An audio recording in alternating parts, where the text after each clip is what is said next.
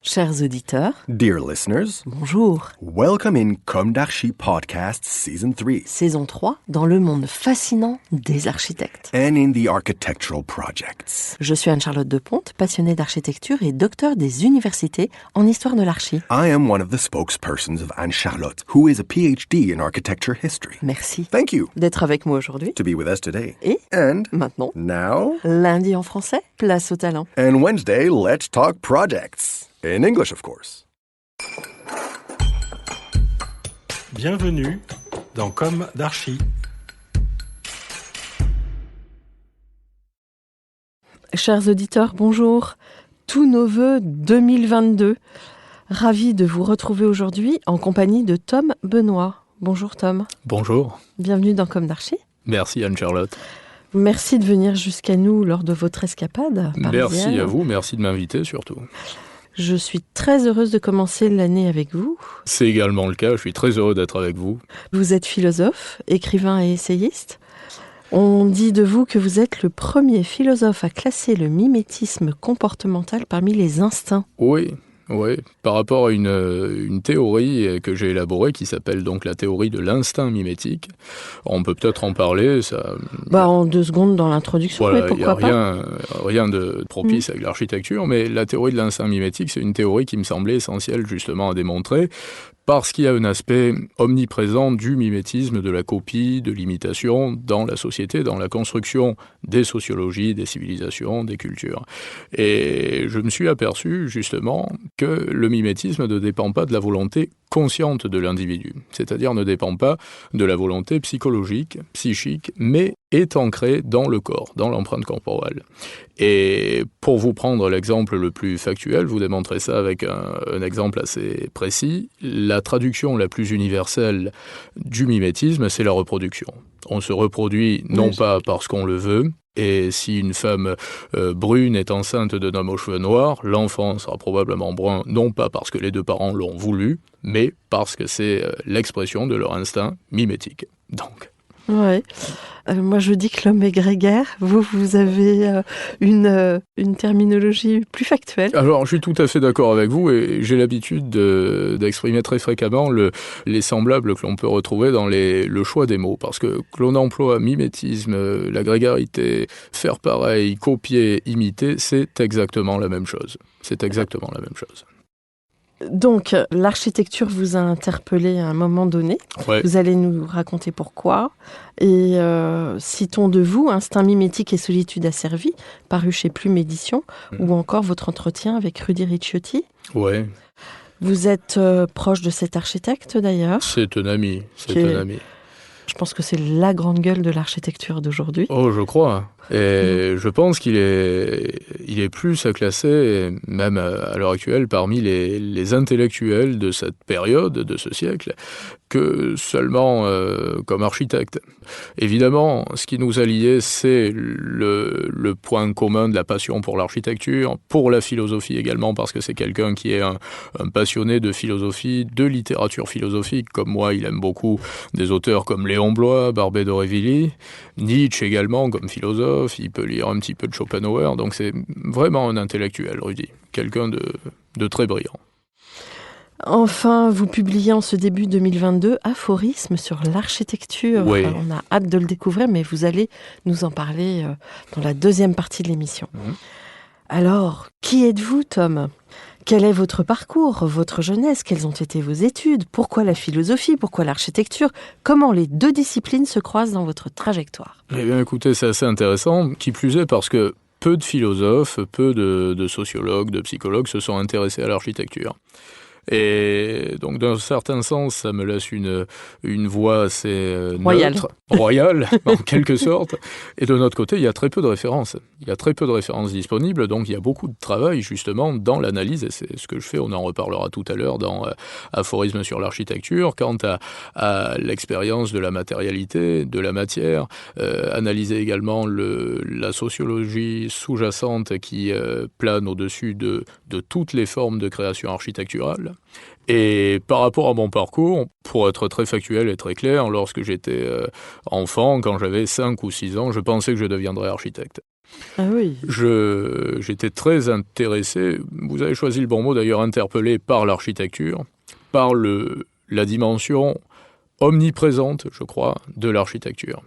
Et l'omniprésence également de l'architecture dans la construction des sociétés, des civilisations, des sociologies, et l'impact que peut avoir l'architecture sur la construction même des rapports humains, des rapports intimes, des rapports de couple, des rapports familiaux. Parallèlement, apparemment plus, par la philosophie. Je lisais beaucoup de philosophie. Avant même de suivre des cours de philosophie, j'ai suivi quelques cours à distance de philosophie entre 18 et la vingtaine, et j'avais lu tous les grands auteurs allemands qui m'ont particulièrement interpellé, Schopenhauer en particulier, et j'ai souhaité me laisser guider, pour ainsi dire, par le hasard des événements, des rencontres et des événements, également avec Rudy, qui m'a beaucoup appris, là aussi par rapport à l'architecture. J'ai travaillé dans l'immobilier, j'ai appris le droit immobilier, j'ai ouvert une agence immobilière lorsque j'avais 20 ans, donc j'étais dans un rapport de proximité, pour ainsi dire, avec une certaine dimension de l'architecture et de l'urbanisme. Et ensuite, j'ai eu envie d'analyser en profondeur, d'un point de vue philosophique, toutes les arcanes de l'architecture. Mais vous êtes passé par l'université ? En cours à distance. Et j'ai fait un BTS d'immobilier, ce qui m'a conduit à ouvrir une agence assez tôt, immobilière assez tôt. Et je ne souhaitais pas devenir... Attention, j'ai aucun dédain, vraiment loin de là par rapport au cursus universitaire, mais je n'avais pas envie de devenir professeur de philosophie. Je sais que ça va un peu à contre-courant, parce qu'à l'heure actuelle, même dans l'architecture, beaucoup de personnes souhaitent enseigner l'architecture plus qu'exercer l'architecture, et plus enseigner la philosophie que l'exercer, et notamment par rapport à une certaine méfiance que je peux avoir à l'endroit de la standardisation, à l'endroit de tous ces casiers identitaires qui forgent une personnalité presque par mégarde, presque par hasard, au fil des années et des décennies. Je n'avais pas envie d'appartenir à des institutions peut-être un petit peu trop publiques, et je préférais être entrepreneur plutôt que professeur de philosophie. Mmh. À mon époque, il fallait passer, c'était très mandarinal. Les places étaient très chères et j'avais pas le souvenir d'impartialité. Enfin, j'étais gênée par ce système. Peut-être que ça rejoint un peu ce que je dis. Oui, absolument. Et moi qui suis assez, disons pas pessimiste, mais qui a un point de vue assez tragique par rapport à l'évolution de la société actuelle qui me plaît guère, qui me plaît peu, je reconnais certains aspects positifs par rapport au cursus universitaire contemporain. C'est-à-dire qu'à l'heure actuelle, ce n'était pas le cas il y a 20 ans, 30 ans, ça a démarré il y a une vingtaine d'années.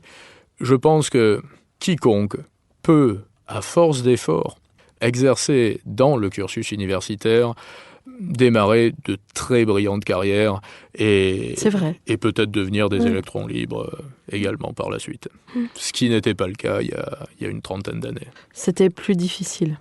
Plus difficile. Et moi, j'ai suivi le cursus un petit peu inverse, finalement, parce que j'ai 26 ans, donc je suis encore relativement jeune, comme vous le disiez précédemment, et je crois que j'ai peut-être, par rapport à un aspect relativement passéiste de ma personnalité, préféré me construire avec une dimension passéiste et avec des codes qui correspondent peut-être plus aux époques passées. Mais alors, qu'est-ce qui vous fait rentrer dans l'univers architectural ? C'est votre agence immobilière qui vous fait rencontrer Rudy Ricciotti et Non, c'est pas ça. On s'est rencontrés par rapport à l'apparition de cet ouvrage.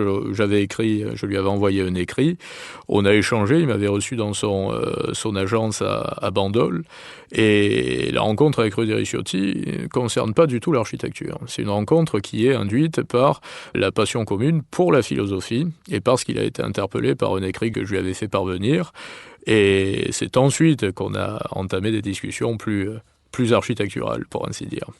Mais en ayant mon agence immobilière donc c'était en 2015, j'avais 20 ans, j'ai été amené à travailler avec beaucoup de promoteurs, de marchands de biens, et à côtoyer déjà à l'époque le milieu de l'architecture. Mais avec un point de vue beaucoup plus froid, si je puis dire, beaucoup plus spéculatif, on peut dire, entre guillemets, et moins passionnel. Maintenant, j'ai une approche beaucoup plus passionnelle, je crois que c'est le cas de le dire, avec l'architecture.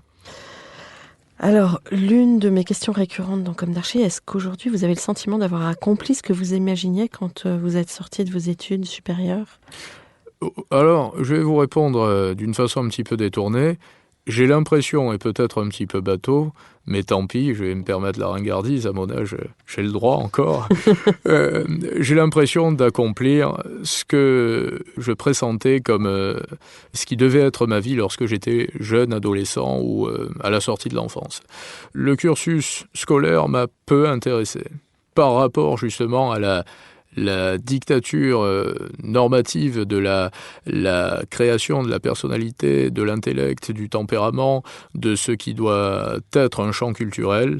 Le cursus scolaire m'a pas réellement épanoui. Donc je suis sorti d'une période de scolarité plus égarée, pour ainsi dire, que Vous n'êtes pas tombé sur ce professeur qui... Pas du tout, pas du tout. Alors j'ai de bons rapports par contre avec certains professeurs que j'ai eus, mais j'espère qu'ils ne m'en voudront pas. Bon. Alors, je vous propose maintenant de partager votre point de vue à partir de quelques mots. Bien sûr. Tout d'abord, réinventer. Vous connaissez mon positionnement là-dessus. Oui, voilà. Je crois que le mien est pas très éloigné du vôtre. Alors déjà, il y a une chose que je regrette amèrement, là aussi dans le tempérament global, pour ainsi dire, de la société moderne, c'est tout un panel de mots préconçus, préfabriqués, prédisposés, qui ont vocation à exprimer des sentiments qui devraient être précis, mais qui deviennent totalement imprécis. Vous savez, on parle très fréquemment à l'heure actuelle dans les radios, dans les télévisions, en employant des mots comme structurel, minimaliste, conceptuel. C'est dramatique. Parce que moi, je suis un auditeur récurrent de France Culture. Si vous écoutez France Culture un matin, amusez-vous à compter le nombre de fois où vous entendrez conceptuel. On entend ça à longueur d'émission. Moi, c'est réinventer qui me fait sursauter. Et par rapport à réinventer, ce que je vois dans réinventer, surtout, c'est une grande paresse. C'est la traduction d'une fainéantise, comme on dit en Provence et en province, mais une grande paresse, parce que réinventer, que ce soit dans l'architecture ou en général dans l'entrepreneuriat, dans le dessin perpétuel du schéma d'une société, c'est ce que nous faisons en permanence. On est sans cesse en train de réinventer une société. La société n'est jamais arrêtée, et l'architecture également n'est jamais arrêtée. Vous vous en rendez compte, vous aussi, puisque vous analysez dans votre exercice, dans la communication, l'architecture. Il n'y a jamais eu de temps d'arrêt dans l'architecture, donc on ne peut pas dire à un instant ou à un autre, on va réinventer à partir de là. Ça, je trouve ça dramatique. Réinventer, c'est la signification, la traduction, justement, comme je le disais, d'une grande paresse, et ça veut dire d'une façon prosaïque, bon, on ne fait pas grand-chose pour le moment, on est un peu à l'arrêt, mais ne vous en faites pas, on va s'y mettre, on va réinventer par la suite. Et là, c'est un petit peu chaotique pour le moment, mais attendez un peu, on va réinventer. Ouais. Pour ma part, je trouve ça très prétentieux aussi. Oui. Ouais. Bon, enfin. Époque. Alors, déjà une grande mélancolie, ça évoque une grande mélancolie, et peut-être la plus passionnelle qui puisse être, puisque je suis un nostalgique d'une époque que je n'ai pas connue, mais que j'ai connue à travers la représentation des médias qui existaient déjà, et ça c'est un peu une première par rapport à ma génération, puisque j'ai 26 ans, je suis né en 1995, donc je suis un passionné des années 60 à fin 70. Également par rapport au cinéma de l'époque, le cinéma de Sauté que je trouve magistral, la littérature de l'époque, bien que je sois réellement plus lecteur d'une littérature du 19e, mais la singularité justement par rapport à ma génération, c'est qu'il me semble avoir un aperçu relativement cohérent, relativement factuel d'une époque que je n'ai pas connue. Ce qui aurait été beaucoup plus compliqué pour quelqu'un qui serait né par exemple en 1940 et qui serait passionné par les années folles qui s'est roulé seulement 20 ans auparavant, mais desquels on avait beaucoup moins d'échantillons de vidéos ou d'audio. C'est vrai. Et alors, dans cette époque, une référence architecturale ou... Alors, plusieurs, et j'ai donné une interview assez récemment d'ailleurs pour les Cahiers du bâtiment, dans laquelle on me pose un petit peu la même question à la fin de l'entretien, ça portait sur l'identité à Marseille, et je réponds que je suis très admiratif du talent de l'exercice des petites agences d'architecture. Et parmi le travail de grands architectes, j'apprécie beaucoup le travail de Rudy, mais également d'architectes que je connais pas ou très peu, comme Christian de Porzampar, qui a fait en termes d'identité, en termes d'intégration, qui a fait de très très belles créations architecturales. Et même très récemment, je pense à son projet à Séoul, c'était pour la maison Dior, je crois, il y a moins de 10 ans.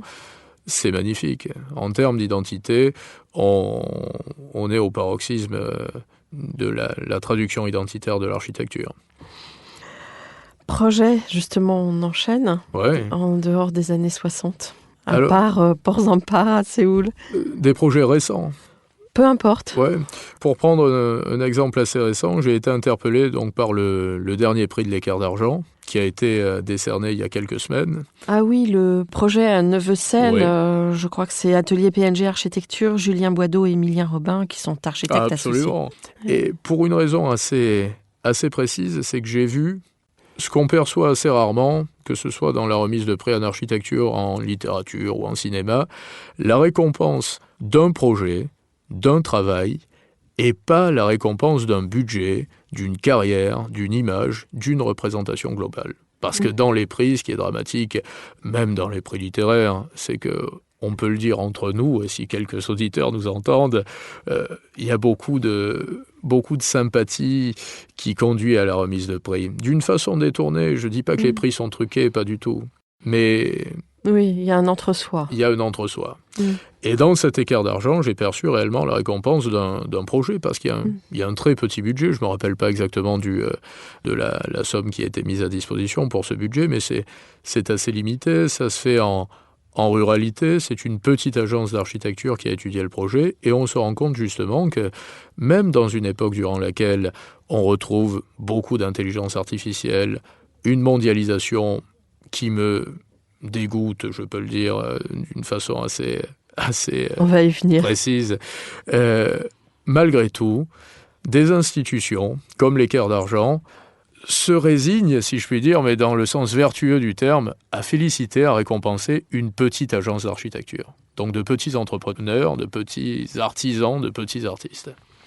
Oui, alors que moi j'ai entendu que l'avenir était aux grosses agences, donc vous donnez de l'espoir à beaucoup de petites agences. Absolument, que je soutiens avec ferveur, parce que vous savez ce qui m'intéresse le plus, ce en quoi je crois, pour dessiner l'avenir de l'architecture, pour dessiner l'avenir du panorama culturel de la France, c'est l'identité. On aime dans cette époque gommer les identités, gommer les caractères identitaires, et je trouve ça regrettable. Et je pense que les petites agences d'architecture, par rapport à une proximité, par rapport à une territorialité, plus développée que dans de très très grosses agences, qui par ailleurs font de très belles prestations parfois, sont les plus à même de créer de l'identité. Oui. Alors, Marseille, votre terre natale. Oui, depuis plusieurs générations. Et Marseille, c'est une histoire d'amour pour moi en tout cas, qui nous fatigue et qu'on ne veut pas voir s'arrêter, en quelque sorte. J'ai un rapport presque intime avec Marseille, et je pense que tous les Marseillais qui avons des activités dans l'entrepreneuriat, dans des milieux intellectuels, mais à tous les niveaux, même à de très petits niveaux, même les commerçants, quand je parle d'entrepreneuriat, je parle également de commerçants, avons une responsabilité quant à l'avenir de Marseille, qui est une ville qui, il faut le reconnaître, il faut l'admettre, qui est marquée par un aspect très chaotique. Il y a une dimension très chaotique dans la construction, la rénovation. Oui, vous disiez justement dans cet article des cahiers techniques que le centre est délaissé.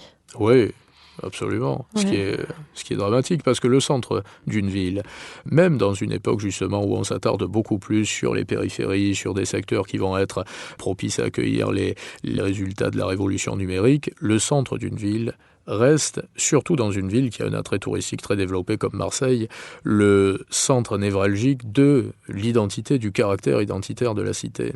Et à Marseille, c'est un petit peu particulier parce que déjà par rapport à la configuration de Marseille, l'attrait de Marseille, c'est le pourtour côtier, ce sont les parties côtières. Oui, vous parlez d'horizontalité. Voilà, il y a une primauté de l'horizontalité à Marseille.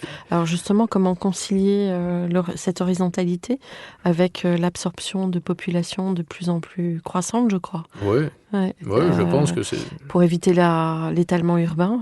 Ouais. Vous avez des réponses? Oui, des réponses qui sont peut-être pas très en vogue et pas très appréciées par les politiques actuelles, mais je pense tout simplement qu'il faut contrôler avec des mesures qui sont à étudier et qui doivent être très précises, l'accueil de nouveaux habitants qui conduiront à entreprendre de nouvelles constructions sur le territoire. Et on ne peut pas mener la même politique d'urbanisation à Marseille qu'en Champagne. Il y a une désertification de la Champagne, il y a un apport croissant et régulier, comme vous le disiez précédemment, de population, de citoyens à Marseille. Et il faut réellement adapter l'urbanisation à Marseille à l'intérêt porté pour ainsi dire, pour une surface géographique. Quand je dis Marseille, je parle du bassin marseillais, de la région PACA, enfin de 3 départements, 2 ou 3 départements de la région PACA, et il faut adapter une urbanisation pour une région qui, en géographie, représente peut-être 10% de la surface de la France, mais qui pourtant représente 90% de l'attrait. Et du coup, travailler en vase communicant, c'est un peu ça? Absolument. En résonance? En résonance, et puis surtout, réussir à développer le pourtour de la région marseillaise et accepter les échanges qui peuvent être faits avec les communes environnantes. Marseille doit être représentée également par Aix-en-Provence. La dimension culturelle du bassin marseillais est représentée par la commune d'Aix-en-Provence. Et on doit travailler justement aux alentours de Marseille par rapport à l'urbanisation pour essayer de ne pas surconstruire dans Marseille intramuros et malgré tout garder cette horizontalité et ne pas forcément mimer le modèle anglo-saxon avec des tours qui peuvent être réussies parfois. Mais je veux dire, Marseille n'a pas une configuration propice à accueillir des dizaines de tours. Oui, les tours et les calanques. Ça va pas de pair. Oui, ça va pas de pair. Les quartiers nord, on peut en parler ou pas? Oui, on doit en parler d'ailleurs. On doit en parler parce que c'est là aussi le symbole de l'identité chaotique de Marseille. Je suis frappé par un certain attachement dans lequel je trouve une dimension presque romantique, presque poétique de beaucoup de personnes avec qui j'ai échangé, qui habitent dans les quartiers nord, qui y ont grandi et qui parfois disent ressentir justement un lien là aussi presque sentimental avec leur cité, avec leur quartier, qui pourtant, il faut l'admettre, sont des quartiers dans lesquels on voit beaucoup de souffrance, on ressent beaucoup de souffrance.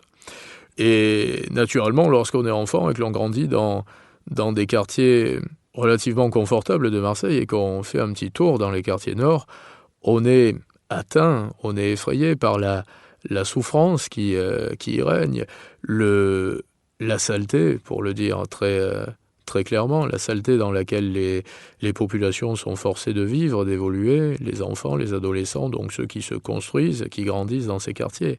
Et par rapport à Marseille, on retrouve dans les quartiers nord, donc du point de vue des politiques locaux, des hommes politiques, des femmes politiques locaux, une hypocrisie qui est aussi notable que dans les autres villes par rapport à l'investissement qui va être fait dans les quartiers nord. Seulement, les quartiers populaires de la région marseillaise, donc les quartiers nord, sont beaucoup plus grands que dans les autres villes. Donc c'est là où le bât blesse et que cette hypocrisie est encore plus dramatique. C'est peut-être un peu pessimiste, mais c'est pas pessimiste, c'est tragique. C'est un constat. Oui, c'est ça, c'est tragique. Mais par la force des choses, on n'imagine pas un avenir... reluisant, non, je crois pas. Ouais. Donc, territoire. Alors, ce qu'évoque le territoire, pour moi, c'est un petit peu dans la même trame. L'essentiel pour vivre sain, le territoire, la territorialité, est une dimension essentielle pour vivre sain, pour vivre beau, pour vivre comme il faut vivre, justement pour aller dans la direction vers laquelle il convient de se diriger. Je ne suis pas un passionné de l'Europe. J'apprécie peu l'engouement induit quasiment par le réflexe, il me semble, d'un petit peu tout le monde pour l'Europe. C'est peut-être une idéologie. C'est une idéologie, mais qui est très, très mimétique, là aussi. Hein. Vous savez, ça fait partie, justement, l'Europe, à l'heure actuelle, de ces mots, ces termes, qui permettent de tout justifier. Si vous faites un passage radio, une interview, un passage télé pour les politiques majeurs, vous déclarez « J'aime l'Europe ». Je veux développer la cohésion européenne. Bon, c'est bon, vous êtes tranquille, hein, vous avez tout dit. On ne va pas plus loin. Par contre, on ne dit pas que l'Europe, ça représente également l'appauvrissement des territoires, ça représente la perte d'identité dans les territoires, ça représente un non-sens écologique d'un certain point, parce que même s'il y a, et heureusement que ça commence un petit peu à s'arranger, des accords par rapport à l'écologie qui sont un petit peu plus concrets que ceux que nous connaissions sur les dernières années et induits par l'Europe, les échanges permanents entre les pays d'Europe et la mondialisation qu'induit l'Europe sont totalement anti-écologiques, à l'opposé de l'écologie. Vous parlez des circuits courts. Et je parle des circuits courts dans l'architecture, dans l'alimentation. Vous savez, j'aime faire des parallèles justement entre l'architecture, la façon qu'une société, une civilisation a d'appréhender son architecture et la façon qu'elle a d'appréhender sa médecine. Au-delà de sa médecine, la santé publique, la gestion de la santé publique, donc à l'intérieur de la santé publique, il y a l'alimentation, la façon de s'alimenter, les modes alimentaires. Et je trouve ça assez intéressant parce qu'on se rend compte que dans des sociétés dans lesquelles l'architecture est hors site, est construite avec beaucoup de détours, des chaînes de production très longues, on a dans ces mêmes sociétés des chaînes alimentaires qui deviennent impersonnelles, transformées, très précaire. Et vous savez, dans la diététique, il existe ce qu'on appelle les calories vides, des calories qui vous apportent, des aliments qui vous apportent une charge calorique, mais peu ou pas de nutriments intéressants, peu de vitamines, de minéraux. Et dans l'architecture, il faut se méfier de ne pas sombrer dans les mêmes déviances, de ne pas avoir une architecture vide qui se satisfasse de nous loger, de créer des espaces creux. Il faut éviter tout ça. Et je pense que c'est également par rapport aux territorialités, par rapport à l'identité et par rapport à la cohérence territoriale qu'on parvient à créer la sédimentation dans un même état d'une noblesse propre à chaque territoire, propre à chaque région, chaque commune, sur le plan alimentaire, sur le plan de la santé publique et sur le plan de l'architecture. Alors, à une échelle plus large, France ? Là aussi, je vais peut-être sembler quelque peu ringard, mais je vais vous dire quelque chose de très simple. J'aime la France. Ça a été dit et redit. J'aime la France, mais dans le sens de Léon Bloy, dans le sens de la littérature française, dans le sens de toutes les innovations qui ont été de réelles innovations. J'aime la France parce qu'il y a eu un cinéma français majeur. Je parlais du cinéma de Sauté, qui est pour moi le plus grand cinéma du monde, qui est réellement le cinéma le plus marquant parce qu'il se nourrissait de vraisemblables.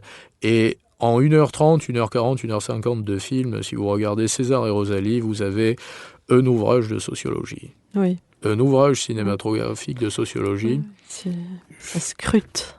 Exactement. Et si je fais une digression sur ce film, ce qui est troublant, c'est que c'est un film qui a été réalisé en 72, je crois, donc écrit une année auparavant par Jean-Loup Dabadi et Sauté. Une histoire homme-femme qui pourrait être représentée encore à l'heure actuelle.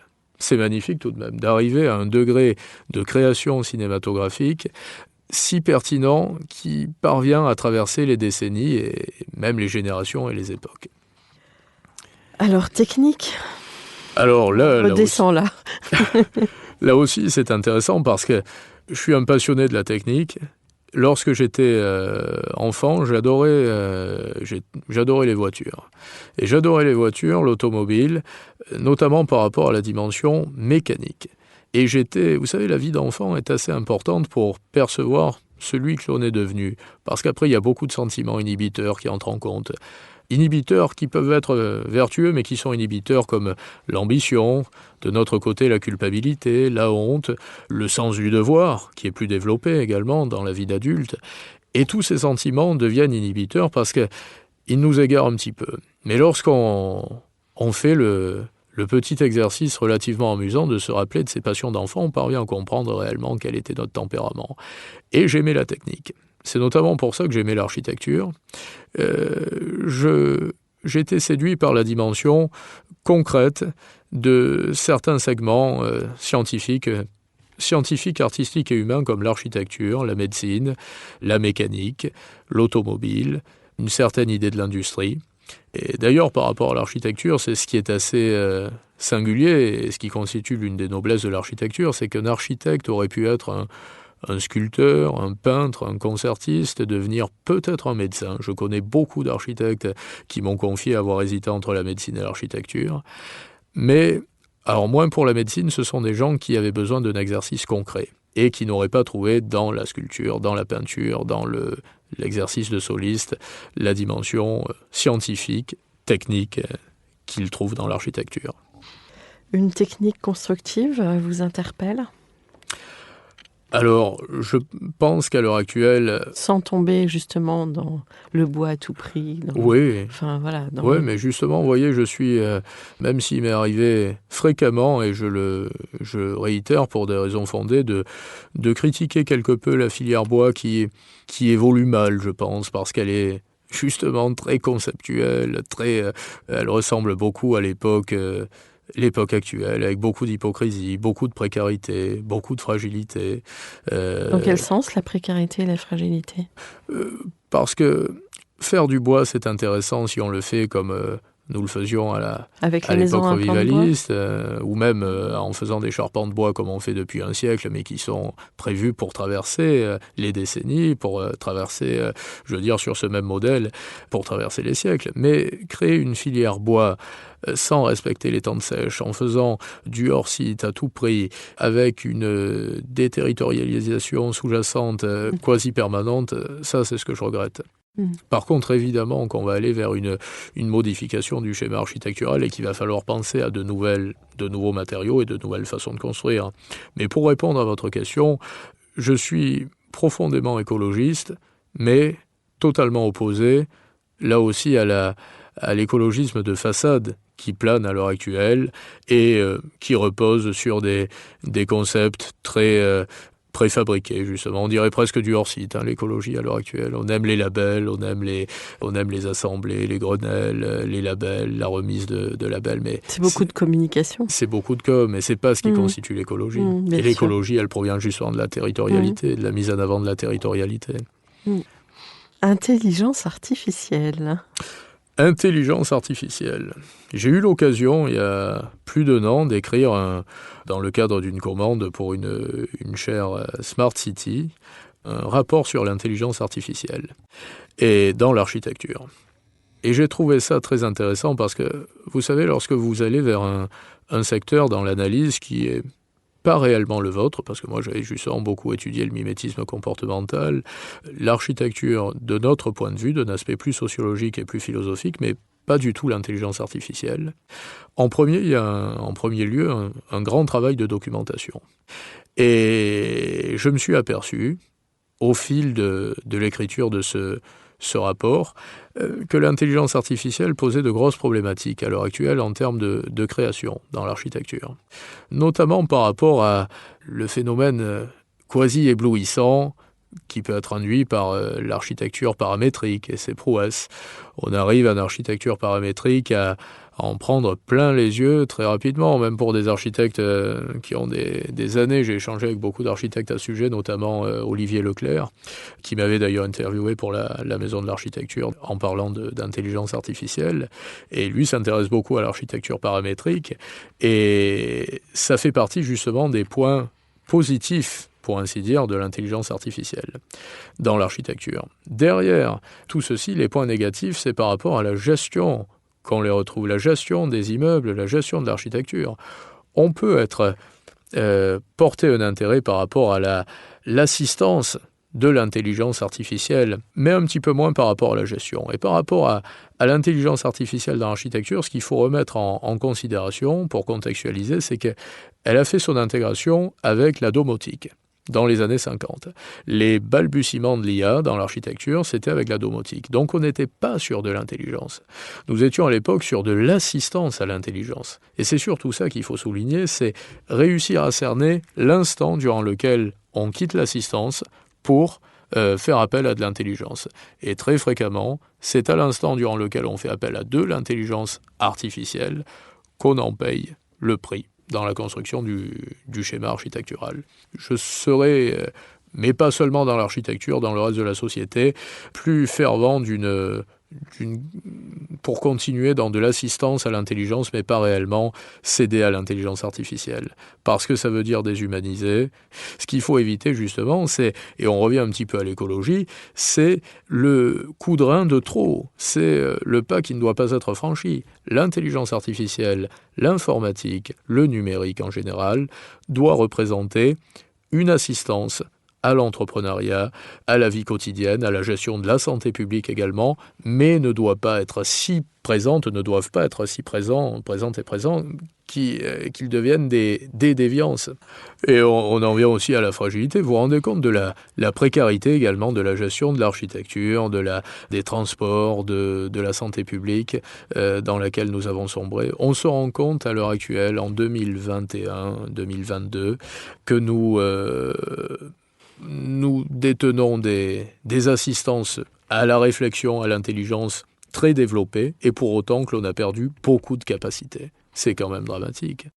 J'ai une amie qui est médecin avec qui j'échange très fréquemment à ce sujet. Elle me disait très récemment que malgré tout dans son exercice, malgré toutes les assistances, ce en quoi elle croit le plus est l'intuition, la perception intuitive de l'appréhension des pathologies de ces patients. C'est beau quand même, c'est beau. Je trouve qu'il y ait des praticiens dans différents milieux qui parviennent à souligner que toutes ces avancées, qui peuvent être éblouissantes, ne parviendront pas à remplacer les capacités de l'humain. Bien sûr. Et en architecture, ça peut pas remplacer ? Ça peut pas remplacer, parce que déjà par rapport à l'architecture, qu'est-ce qui définit l'architecture ? C'est la question essentielle, je pense, à se poser lorsqu'on travaille de près ou de loin dans l'architecture et lorsqu'on analyse l'architecture. Qu'est-ce qui définit l'architecture ? Selon moi, c'est tout édifice qui aura par sa présence la faculté à créer un espace nouveau. Et c'est peut-être là que l'architecture se différencie réellement de la sculpture. Parce que dans la sculpture, vous avez une architecture creuse, en quelque sorte, et peut-être même dans la construction d'un pont, par exemple. On se rend compte que vous allez avec Foster, le viaduc de Millau, là, c'est très clair, justement, parce que c'est un édifice magistral. Vous vous rendez compte que cet édifice crée un espace nouveau. L'environnement qui existait auparavant est totalement bouleversé par la présence de cet édifice. Donc je pense avant toute chose que ce qu'il faut analyser, c'est la définition de l'architecture. Et je crois que c'est celle-ci. L'architecture a pour vocation de créer un espace. Alors, comment imaginez-vous l'avenir ? Je pense qu'il y a matière à évoluer convenablement. Je pense qu'on est dans une période de charnière et que l'on ne l'a jamais autant été. On a généralement l'impression d'être un petit peu à la fin d'une époque durant toutes les époques, mais mon intime conviction est que cette fois-ci, nous y sommes réellement. Parce qu'on se rend compte qu'on est forcé justement de mettre un accent sur une dimension écologique qui jusqu'à présent était un petit peu délaissée. On évolue dans une société qui est très mondialisée, avec beaucoup d'échanges, comme on disait, qui déterritorialise, mais pour autant, et l'exemple de l'écart d'argent est assez efficient, on va vers un regain de la territorialité, on va vers un regain également de la matérialité, peut-être là aussi influencé par les assistances comme le BIM avec l'architecture paramétrique, ça fait ressortir la magnificence de la matérialité. Donc je pense qu'il ne faut surtout pas manquer le rendez-vous et qu'il y a un rendez-vous à saisir, un virage à prendre. Il faut construire une filière bois, élaborer, penser une filière bois qui ne soit pas précaire, qui soit française, qui soit travaillée par des acteurs locaux, par des entrepreneurs locaux, par de petites entreprises qui grossiront par la suite, mais qui démarreront en bas de l'échelle, si je puis dire. Il ne faut pas confier la filière bois à de très grosses sociétés. Il faut réellement revenir à cette territorialité et il faut profiter du tournant que l'on va prendre pour reterritorialiser. Ça fait partie des conseils que vous apporteriez aux étudiants en architecture aujourd'hui ? Oui, aux étudiants et aux architectes avec qui je travaille. Je propose des services de de conseils en architecture qui sont, c'est pas de la publicité, mais je vais vous dire avec beaucoup d'honnêteté, qui sont pas très chers pour une raison très simple, parce qu'ils sont assez concis, assez précis. Et dans le conseil en entreprise, alors moi dans l'architecture, mais dans la communication, dans d'autres registres, ce que je constate, c'est que il y a beaucoup d'enrobage généralement, et c'est dommage. Moi, ce que je préfère, c'est proposer un service préliminaire à l'étude d'un projet, porté sur la sociologie de l'environnement dans lequel va s'insérer un projet, va s'insérer un bâtiment, sur les éventuels constituants de l'intégration optimale de ce bâtiment, sur l'histoire de l'environnement dans lequel va être inséré le projet, la population, les enjeux commerciaux, les enjeux entrepreneuriaux, ce que peut amener le projet par rapport à l'entrepreneuriat local, ce que peut amener le projet par rapport à l'évolution psychologique, humaine de la population qui est autour également. Donc ce sont des rapports assez courts que je propose aux architectes, et je travaille beaucoup avec des petites agences d'architecture. Ouais. Donc ça aussi c'est un signe assez positif, parce qu'on constate qu'à l'heure actuelle, ce sont les petites agences qui sont très portées sur l'identité, sur la dimension sociologique de leur exercice, peut-être plus que de très grosses agences qui ont déjà beaucoup de masse salariale, qui font pas appel à des consultants et qui ont parfois l'impression de détenir un modèle bien huilé dans lequel on ne peut rien insérer de nouveau. En effet. Et à l'intérieur de ces grosses structures, la communication n'est pas toujours évidente. Absolument. Alors, un point positif par contre par rapport aux grosses agences que je constate, c'est pour éviter définitivement de me fâcher avec toutes les grosses agences de France. Et c'est la maîtrise plus développée, naturellement, que dans les petites agences qui se limitent à 7 ou 8 personnes en effectif, de certaines catégories de construction. J'ai un ami qui a repris très récemment Carta Associés à Marseille, qui a fusionné d'ailleurs avec Reichen et Robert très récemment là aussi, donc qui devient une grosse agence. Je crois qu'ils doivent être presque une centaine en tout et pour tout. Et eux font très fréquemment des hôpitaux. Vous avez d'autres agences qui font beaucoup d'écoles, beaucoup de centres sportifs. Il y a des agences qui font beaucoup, comme Bajol et Gianni à Marseille, beaucoup de centres de secours également. Eux travaillent, ils ont dû en faire 5 ou 6, et ils ont encore des projets en cours. Donc je pense que l'intérêt des grosses agences est principalement de se spécialiser dans une catégorie d'architecture technique. Parce que penser un hôpital, penser une gare, penser une école, c'est très technique. Et effectivement, il y a une dimension encore plus technique qu'artisanale et artistique. Et puis un dernier volet, c'est qu'on va être obligé aussi de composer avec ce qui existe de plus en plus. Et malheureusement, ça c'est peut-être pour ça que Lacaton et Vassal ont eu le prix de cœur d'ailleurs, puisque c'est... Alors ils font un très bon travail, je dirais pas de mal de Lacaton et Vassal, avec qui j'ai échangé, qui sont, qui plus est, humainement des personnes très, très sympathiques. Un mot de la fin ? Eh bien, tout d'abord, j'ai été ravi d'échanger avec vous à ce sujet. Partagé. Et ça a été très, très intéressant justement d'évoquer la dimension sociologique de l'architecture. Parce que ce qui m'intéresse le plus dans l'architecture, c'est cette faculté que l'architecture peut avoir pour dessiner le schéma social d'une civilisation. Et mon travail porte essentiellement là-dessus, sur la beauté de l'architecture, les constituants de la beauté de l'architecture et tout ce que l'on remarque qui ressemble justement à la beauté de l'humain dans l'architecture. C'est-à-dire l'utilité. Vous savez, dans le charme de l'humain, vous avez une dimension, un utilitarisme sous-jacent quasi permanent. Et dans l'architecture, c'est un petit peu pareil. On pourrait même dire que les fondements de la beauté de l'architecture reposent sur un certain devoir d'utilité, de protection. Donc dans la protection, il y a une dimension très utile également. Et voilà, j'aurai plaisir, je pense encore durant de longues années, je l'espère, à travailler autour de l'architecture et à analyser justement tout ce qui gravite autour du premier des arts. Bon, merci infiniment pour votre témoignage riche pour commencer cette année 2022. Merci de votre accueil. Qui ouvre plein de perspectives. À bientôt, j'espère. À bientôt, avec grand plaisir. Merci beaucoup. Chers auditeurs, merci pour votre écoute. Rendez-vous la semaine prochaine pour notre nouveau numéro en français. D'ici là, n'oubliez pas, comme d'habitude, le numéro en anglais. Prenez soin de vous. Au revoir.